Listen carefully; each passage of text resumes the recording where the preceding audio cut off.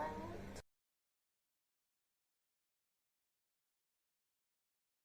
semester 2 ini kan kayak udah mulai tuh dapat yang mata kuliah bahasa Inggris. Nah jujur tuh aku agak kesulitan gitu di bahasa Inggris ini, kayak apa ya, jadi kan emang sejak SMP SMA itu aku memang nggak suka ya namanya pelajaran bahasa Inggris kan. Terus juga tiap pelajaran bahasa Inggris tuh nilai aku tuh selalu kecil gitu loh, kayak bener-bener aku tuh nggak paham gitu loh, karena banyak banget kayak tiap arti ini tuh beda-beda gitu penempatannya kan, walaupun satu arti gitu. Terus tiba-tiba di kuliah ini yang dapat mata kuliah bahasa Inggris, dan gimana dosennya tuh kayak dia tuh setiap kuliah tuh bener-bener ngomongnya pakai bahasa Inggris terus gitu loh. Bahasa Inggris terus ya. Iya, jadi tuh kayak agak sulit gitu menurut aku tuh, kayak aku tuh paham apa yang dia omongin gitu, aku ngerti, cuman tuh kayak aku tuh bingung gitu cara misal aku disuruh menyampaikan, apalagi kan besok Senin kan kita suruh Ujian lisan iya, bahasa Inggris kan ya. iya ujian lisan kayak gitu tuh bener-bener kayak bingung banget gitu, karena kan aku kalau ngomong bahasa Inggris tuh belibet gitu ya, kayak bata-bata, jadi ya bener-bener susah banget tuh aku pikiran terus. Jadi kayak apa ya, aku takut gitu loh, takut ntar bahasa Inggris aku gimana, nilai aku ntar bagus nggak ya gitu. Gimana caranya biar kamu bisa ngikutin pelajaran bahasa Inggris itu? Soalnya kan besok kita tinggal seminggu lagi mempelajarinya. Kamu gimana sih caranya buat memahami bahasa Inggrisnya?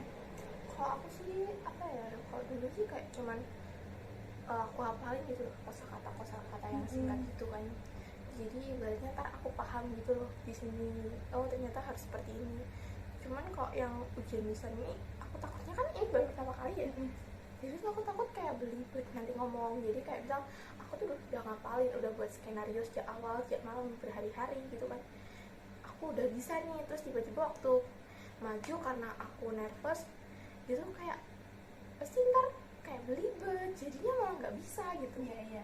Ya sih, soalnya bahasa Inggris kan juga bukan bahasa sehari-hari kan, jadi kita Iya. nggak terbiasa buat ngomong bahasa Inggris. Jujur aku juga kesulitan sih kalau buat mempelajari bahasa Inggris gitu. Uh, tapi kalau pelajaran kesukaan yang lain apa? Matkul misalnya. Kalau matkul yang aku suka itu apa ya? Yang apa sih? Yang hari Rabu apa? Bimbingan kelompok. Iya. Yang Pak Anton kan? Iya, Iya sih, itu seru sih. Iya, aku sukanya tuh karena kayak Pak Anton kan nyampaikannya kan juga paham gitu kan, bikin paham. Aku bisa paham gitu sama materinya. Terus kalau misalnya ingin bertanya apa tuh, aku tuh emang ingin bertanya beneran gitu loh, yang nggak aku tahu. Jadi bukan cuma nebak gitu. Aku lebih suka di situ sih kalau mata kuliah, karena memang aku beneran paham sama materi kuliahnya. Jadi nggak kayak dosen yang lain, kalau yang presentasi cuma presentasi aja. Tapi kan kalau dia kan juga sambil ngejelasin gitu kan ke kita, jadi tuh kita tuh bisa kayak tahu gitu loh. Anton juga komunikasi dua arah gitu kan ke kita, jadinya kita ikut kayak dilibatkan dalam materi-materi pelajarannya. Sama dia tuh kayak paham gitu kan. Terus juga kita tuh kalau kita dia minta pendapat kita gitu loh, bagaimana cara penyampaian mengajar dia gitu. Jadi kan kita bisa menyampaikan pro dan kontra kita gitu kan dia. Serunya waktu awal-awal itu kita terus debat tentang siswa sama guru BK kalau merokok itu gimana. Iya, kayak gitu. Seru kalau debat tapi pakai tekniknya Pak Anton, jadi kan bener-bener apa ya, menguasai sebagai dosen gitu loh. Atau karena Pak Anton juga masih muda ya, jadi kayak ngerasa umurnya nggak jauh lah sama kita gitu kan. Iya, mungkin kayak itu ya. Terus sama kayak yang aku suka tuh apa ya, cara penyampaian dia tuh kayak dia memberikan materinya gitu kan. Terus dia tuh kayak kasih words gitu ke kita bisa itu, kita dapat hadiah gitu kayak. Terus kalau misalnya kita salah juga nggak yang disalahin, tapi kayak oh belum benar, coba yang lain siapa yang bisa gitu kan, jadi kayak kita nggak ngerasa bodoh banget gitu loh kalau nggak tahu materinya. Terus cara dia yang ngajarkan bagaimana presentasi itu tuh menurut aku kayak buat aku tertantang gitu, kayak oke, aku harus bisa walaupun waktu maju ke depan tuh tetap aku pada HP gitu kan, karena emang tiba-tiba tuh ngeblank semua gitu yang aku pelajarin semalam gitu tuh, karena deg-degan gitu kan depan orang, dilihatin semua orang gitu. Deg-degan banget sih dia ngomong depan orang banyak gitu, padahal terus kelas juga udah kenal kan. Iya. Deg-degan. Terus yang buat bingung, terus kalau yang mata kuliah lagi yang paling aku suka tuh yang apa, psikologi kepribadian. Teori-teori Iya. cuma itu ya. Iya, jadi kayak seru gitu loh pelajarin teori-teori kayak oh, ternyata teori-teori itu seperti ini gitu. Serunya menurutmu gimana? Menurut aku kayak kan kita suruh cari nih teori-teori, ternyata tuh kayak tiap ilmuwan tuh teorinya berbeda-beda, kayak saling bertentangan gitu loh. Itu yang buat aku kayak oh, penasaran banget gitu sama teori-teori, jadi kayak seru aja gitu mencari-cari gitu. Iya. Tapi kalau aku malah kurang suka sama psikologi kepribadian. Karena yang kemarin aku presentasi kan kedapetan materi yang susah banget kan, teorinya si Sheldon itu. Jadi kayak kesel gitu sama si Sheldon dan lain-lainnya. Tapi kalau yang emang enak tuh tempatnya Pak Anton tadi sama bimbingan kelompok itu. Oh iya, ya. Bimbingan kelompok sama komunikasi antar pribadi. Kan kita jadi tahu kan sama kayak gimana sih cara kita ngobrol antar individu gitu. Iya sih, kalau yang Pak Agus itu benar-benar kayak kita tuh dibuat paham gitu ya. Cara penyampaian dia tuh kayak sederhana tapi tuh sok paham kan, nggak yang kayak bertele-tele ngomong panjang lebar, tapi langsung ke intinya gitu. Sama dia kan pakai apa yang namanya kayak kita sering nonton film di kalau waktu mata kuliah medianya itu, ya itu sih kayak kita penyampaiannya gitu tuh lebih mudah diterima gitu loh untuk kita.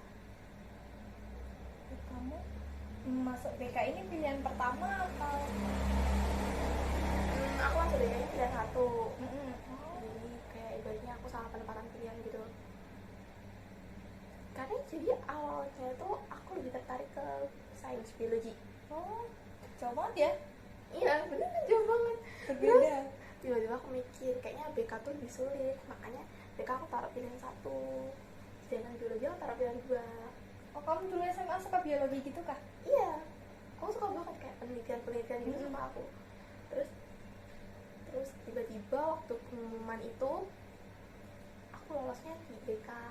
Nah, aku nanya kan ke orang tua aku, "Ma, gimana?" Terus kan kata mama aku, "Ya gimana, mau diambil apa enggak? Kalau nggak diambil ya udah nggak apa-apa, kalau mau diambil ya nggak apa-apa," gitu kayak. Cuman aku bingung gitu loh, aku harus gimana. Terus akhirnya aku pikir-pikir lagi gitu, aku ambil. Tapi perasaanmu gimana yang dulu dengan sekarang udah menjalani selama 1,5 semester ini? Waktu pertama kali jalaninnya dari BK itu bener-bener berat menurut aku. Jadi aku tuh kayak waktu masuk kuliah tuh aku punya kenalan gitu di kuliah tuh, aku punya kenalan, aku punya teman. Itu kayak 1 bulan pertama tuh merupakan hal berat banget menurut aku. Aku nggak pernah cerita gitu ke orang tua aku kalau misal aku tuh sama di Jogja ini tuh nangis terus jam malam. Jadi kalau misal habis nelpon orang tua gitu tuh selalu nangis gitu kan. Iya, homesick banget gitu, kayak sedih banget gitu loh, kayak ini kok kuliahnya tuh bener-bener sulit, kayak ngerasa bener-bener itu bukan jurusan yang aku mau gitu loh. Terus juga aku ngerasa kayak aku nggak bisa kan kayak memulai pembicaraan dengan orang. Itu di situ bikin aku tambah kayak down banget gitu, kayak aku nggak punya teman, aku ngerasa aku punya teman nggak punya siapa-siapa di sini, aku harus gimana gitu kan. Di situ kayak benar-benar kepikiran terus, nangis gitu kan, cuma sambil doa. Cuman aku pikirin lagi setelah itu kan, aku tanya ke pacar aku, dia bilang gini, katanya ini pokoknya kamu nikmatin aja prosesnya gitu kan. Dia bilang kan semangatin aku, kamu bisa, dia bilang kan kamu pasti bisa gitu kan. Terus dia sama bilang gini, ini kamu masuk BK lu gak ada penelitian sama sekali, coba kalau misal kamu kemarin lolos biologi, kamu harus udah mikirin lapraknya. Bener sih, iya, bener sih, mikirin penelitiannya. Sedangkan kan kalau kayak gitu kan kita penelitian itu kan pasti pakai biaya sendiri kan. Sedangkan aku juga ya, iya enak banget gitu kan. Terus di BK aku nggak perlu kan, nggak ada penelitian, nggak perlu ada kayak praktek gitu kan, kita cuman kayak analisis kasus doang gitu loh. jadi kan merasa lebih gimana ya, kayak bersyukur dikasih jalannya walaupun awalnya nggak terima kayak ini biologi, tapi sekarang kayak udah enak aja gitu jalannya masuk BK. Terus sempat juga aku pikiran kalau oke, aku pindah jurusan nih, mau pindah jurusan, cuma aku pikir-pikir lagi kayak aku pindah jurusan, aku ulang dari awal gitu. Kayak hal-hal yang sebelumnya udah aku pelajari masa ya harus aku ulang lagi gitu kan, kayak cuma menunda waktu gitu. Aku pikir lagi kan, terus juga nanti kan biaya gitu kan, biaya nanti pasti kayak nambah lagi gitu kan. Terus akhirnya aku enggak, cuman sekarang aku udah mulai menerima kan di BK, karena menurut aku nggak ngerasain yang kesulitan yang benar-benar sulit gitu loh. Mungkin cuman kayak misal sulit kayak kita nggak bisa kan analisis gitu, kita bingung caranya gimana, kita cuman takut jawabnya gimana kan, tapi akhirnya kita tuh bisa juga gitu loh. Jadi itu yang menurut aku tetap gitu. Oh gimana?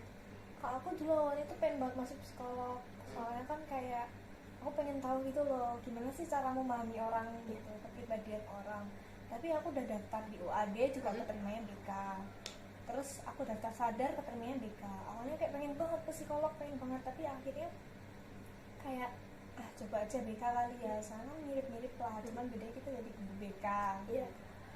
Terus awalnya juga kayak nggak suka sama BK, apaan sih pelajarannya kayak gini-gini, aku maunya tuh ke psikolog, aku maunya di kampus 3 yang adem. Makanya awal-awal waktu aku sama Nata itu kan aku sering banget ke Paingan. Itu juga aku pengen ngeliatin tempatnya tuh kayak enak banget, belajar pidana gitu kan, di atas rindang ya di sana. Enak banget. Tapi setelah 1 semester itu terus kenal sama anak BKA, kan rasanya kayak kok nyaman ya, kok seru juga ya belajar BK gitu. Ternyata nggak jauh beda. Terus kayak tahu kalau psikolog tuh harus ambil S2 gitu kan, jadi kayak untung aku ambil BK, soalnya kalau S2 nggak tahu mampu apa enggak gitu kan. Terus juga mereka kan yang dipelajari kan lebih intens lagi kan dari kita. Jadi kayak aku ini aja udah pusing, apalagi besok kalau masuk psikolog. Niatnya tuh tahun ini aku pengen daftar kayak tes lagi, tes sadar, cuma kok kayaknya sama kayak kamu, kayak buang-buang uang, buang-buang waktu. Terus ya udahlah jalanin aja di BK.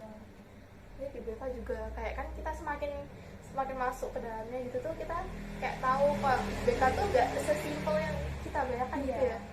Tapi nggak yang kayak apa ya, nggak dianggap remeh gitu. Awalnya kan menganggap remeh BK, tapi ternyata emang materinya bagus-bagus kok, buat keseharian kita tuh berguna gitu loh. Kayak sekarang kita berkomunikasi yang baik gitu kan. Jadi kayak selama 1 semester, hampir 2 semester ini ya, hal menarik apa yang udah kamu alami di sini?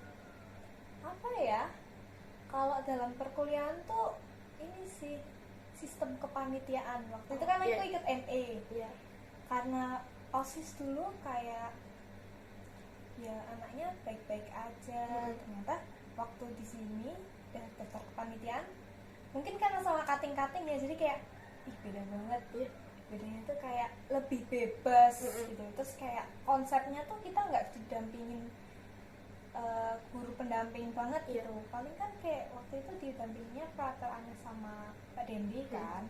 Itu kayak cuman datang dengerin kita presentasi kayak gitu, udah nanti kasih sarannya dikit-dikit doang.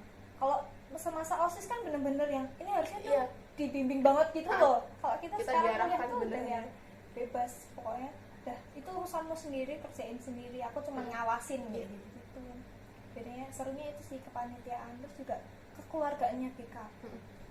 Cuman dari ikut ME aku jadi kenal kating-kating, kenal kelas lain, itu tuh lumayan banget. Padahal baru 1 semester aku udah kenal banyak orang, terus kayak tahu cerita-cerita mengerikannya mereka gitu sih. Kalau kamu menarik apa? Iya, yang waktu panitia itu cuman sama kayak aku nggak nyangka kalau ini tuh bener-bener bebas banget gitu ya. Tapi tuh di kuliah ini tuh kayak kita tuh bener-bener ditantang itu kayak harus bener-bener jaga diri gitu di tengah teman-teman yang udah mulai mungkin ya pergaulannya gimana gitu kan, harus pintar-pintar nyaring gitu sih. Pergaulannya sih yang bikin kaget, beda banget sama SMA. Ya kalau SMA kan kita bener-bener dikontrol sama orang tua gitu kan, si alim gitu kan. Tapi kalau kuliah ini tuh guru pun juga bener-bener kontrol kita kan. Sekarang ya kayak dosen ya nggak ngurus tentang hal pribadi kita gitu kan. Nilai aja sebenarnya mereka nggak terlalu ngurusin, nggak yang ngoyak-ngoyak banget kayak waktu SMA. Kalau sekarang kayak kita nggak ngumpulin tugas ya udah gitu. Ya udah, itu urusanmu, kamu yang bayar, kamu juga yang kena nanti gitu. Kita nggak masuk kuliah aja nggak peduli gitu.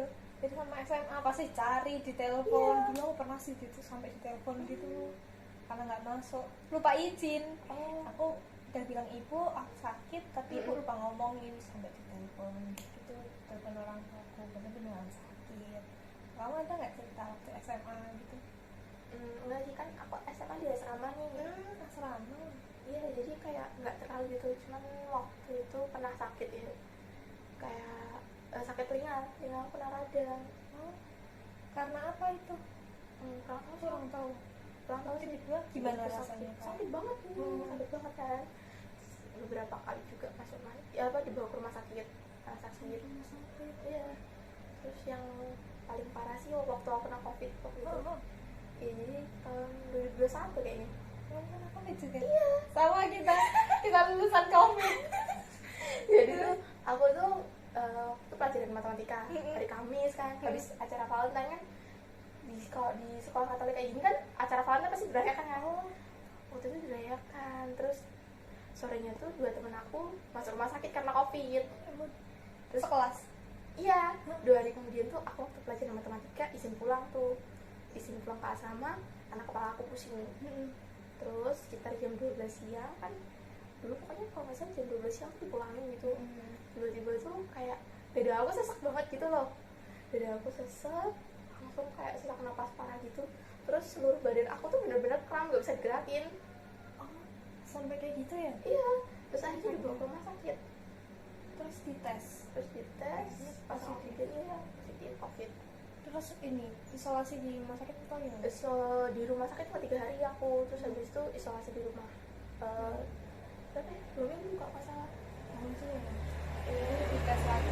iya, habis dites lagi baru boleh ke sekolah. Terus sekolahnya saya ya sih gitu kan.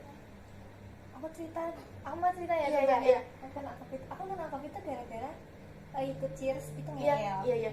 kan kayak sekolah tuh online, tapi cheers tetap latihan Iya. tanpa izin Sekolah. kayak gitu kan. Terus akhirnya bener-bener sekelompok itu kena semua. Terus Dan kalau aku dan pas ketahuan sekolah itu ya sekolah marah sih. Akhirnya dari situ sih klubku dikeluarin dari sekolah tuh karena itu. Karena ngeyel. habis itu klubnya dibubarin nggak kan? Nggak bubar, tetap kita kayak bikin klub sendiri tapi nggak pakai nama sekolah gitu. Iya. Kalau aku covidnya itu aku nggak ngerasain apa-apa sama sekali. Aku nafas biasa, makan masih bisa gitu kan. Tapi pas dites aku positif. Sedangkan temanku yang pilek batuk nggak sembuh itu negatif dia. Aku bingung kan. Maksudnya kan kalau sakit enak ya istirahat. Kalau sembuh istirahat tuh malah kayak bosan gitu kan. malah pegel-pegel gitu. Efeknya kayak gitu sih. Berarti kamu isolasi mandiri di rumah ya? Iya, di rumah. Berapa? 2 minggu juga, semingguan lah. Terus lagi. Bosan banget sih kayak gitu. Bosan banget sih. Kayak momennya tuh sampai bingung mau buka apa, scroll apa lagi. Ya udah bosan. Ya gitu ya. Ini terus yang bingungnya. Oh nggak ada gejala apa-apa, tapi bisa kena. Banyak sih yang kayak gitu. Iya. Yang hilang penciuman, tapi juga ada kan tempatku yang nggak ada gejala apa-apa gitu juga covid itu juga ada. Kamu isolasi berapa hari? 10 hari, sekitar 10.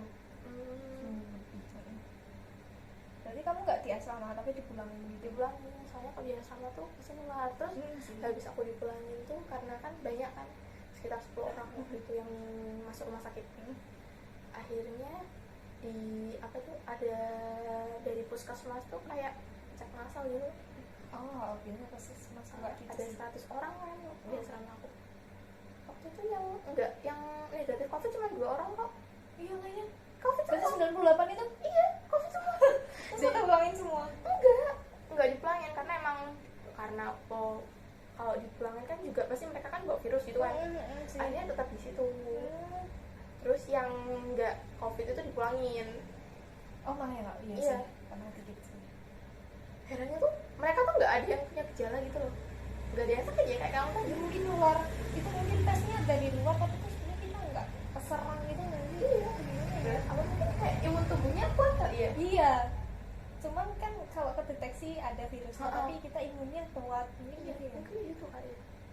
Soalnya heran juga sih, banyak kan dari itu kok nggak ada yang sakit beneran. Mereka tuh kayak ngelakuin aktivitas seperti biasa gitu. Kayak aku nggak mau sih ngulang zaman-zaman covid lagi kayak Iya, berat bosan banget. Kayak sekolah nggak nggak ngapa-ngapain gitu Terus sih. sekolah cuma setengah hari lagi. Jadi online tuh kalau daring gitu tuh nggak masuk sama sekali sih Iya. materinya. Cuman kayak bangun tidur kayak langsung Zoom gitu kan, kayak bener-bener nggak paham materi Kan sih. masa-masa SMA jadi kayak cuma satu tahun kan. Iya, kayak bener-bener Tahu. kayak ngerasain feel banget gitu, karena feel banget SMA. Terus pengalaman SMA kamu apa yang dikasih? Kok sampai sekarang tuh aku suka nyeritain ke orang sekolahku pernah roboh. Kok bisa? Itu tuh bener-bener tuh kenapa aku kayak seneng banget nyeritain, karena aku dan teman-temanku ada di kejadian situ, ada di TKP-nya, yang lain kan di kelas. Iya, iya. Terus aku itu kan hujan lebat banget, Mm-mm. terus aku dan teman-teman sekelas itu olahraga di lobi. Itu yang roboh tuh lobinya. Jadi tuh anehnya tuh karena ini atapnya lobi gitu ya, Iya, iya. tapi tuh nggak ada yang kayak penyangga pilarnya gitu loh. Jadi kan waktu hujan deras banget nggak kuat tampung Iya. air, jatuh gitu kan. Nah itu tuh bener-bener kita yang lihat, bener-bener di depan mata gitu. Terus kan pas langsung pada keluar semua kan. Kita tuh yang kayak aku lihat loh, kayak jadi yang kayak sombong banget ngeliat kejadian langsung gitu. Serunya itu kayak apa ya, selain itu nggak ada lain sih, soalnya kayak kebanyakan online. Iya sih, sama juga sih. Ya, kamu ikut organisasi apa gitu nggak? Enggak, aku SMA dulu nggak pernah ikut apa-apa. Jadi tempat aku tuh kalau misal pemilihan OSIS gitu, terus cuma dipilih. Jadi kayak Pilih. nggak dipilih sih, kayak kita nyalon gitu kan, kita mencalonkan diri. Cuma kita dipilih gitu loh, diseleksi banget, bener-bener ketat gitu. Jadi itu kayak SMA itu apa sih namanya, kayak tiap-tiap divisi, bukan divisi apa sih? Divisi nggak sih? Pada tempat aku apa ya namanya waktu itu? Pokoknya ada yang keagamaan. Seksi. Iya itu. Tapi apa ya namanya, lupa aku. Jadi tempat aku dulu tuh namanya bukan OSIS, namanya BPKS. Terus di situ dipilih, jadi cuma satu divisi itu cuma 2 orang. Hah? Iya cuma 2 orang. Itu semua divisi cuma 2 orang? Iya, enggak tiap divisi cuma 2 orang. Ih, berat banget tau. Iya, Aku 4 orang aja tuh berat tau. Divisi itu. ini cuma 2 orang, beneran berat gitu kan. Cewek sama cowok. Jadi kayak ampun, nggak lolos jadi aku dulu.